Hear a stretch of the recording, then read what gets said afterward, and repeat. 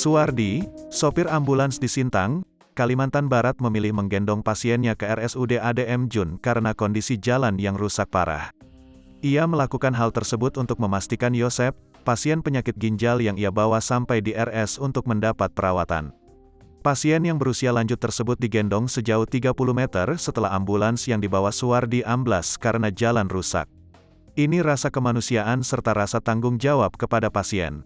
Sebagai seorang sopir ambulans, dalam kondisi mobil amblas, saya harus inisiatif membawa pasien sampai ke rumah sakit dengan mengendongnya, kata Suwardi saat dihubungi, Kamis, tanggal 6 Januari tahun 2022.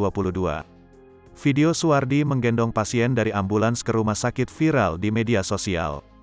Jalan umum satu-satunya menuju RS. Sementara itu Direktur RSUD Rujukan ADM Jun Sintang, Rosa Trivina mengatakan jalan lingkar rumah sakit yang rusak tersebut merupakan jalan umum. Namun jalan tersebut menjadi akses satu-satunya yang digunakan untuk membawa pasien dari rawat inap yang ada di belakang menuju gedung utama yang ada di bagian depan komplek rumah sakit. Pihak RS, menurut Rosa sudah beberapa kali menimbun jalan yang rusak. Namun karena yang melewati adalah kendaraan besar maka jalan kembali rusak. Jalan tersebut juga akses satu-satunya mobilisasi kendaraan yang membawa pasien dari rawat inap yang berada di gedung belakang ke gedung utama yang berada di bagian depan komplek rumah sakit. Jalan itu kan juga masih dipakai jalan umum. Banyak lalu lintas yang lewat.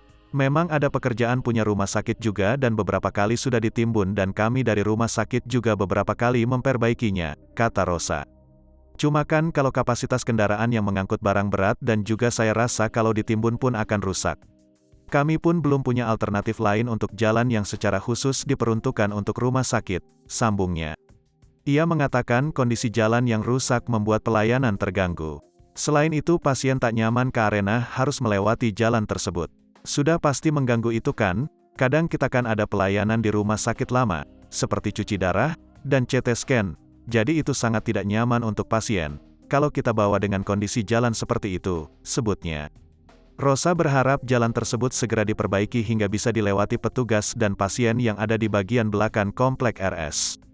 Harapan kita mudah-mudahan bisa ada perbaikan, seperti pengerasan, supaya bisa dilewati baik petugas, pasien kita di belakang, ataupun membawa pasien. Karena status jalan umum, kami sifatnya hanya bisa menimbun, ujar Rosa.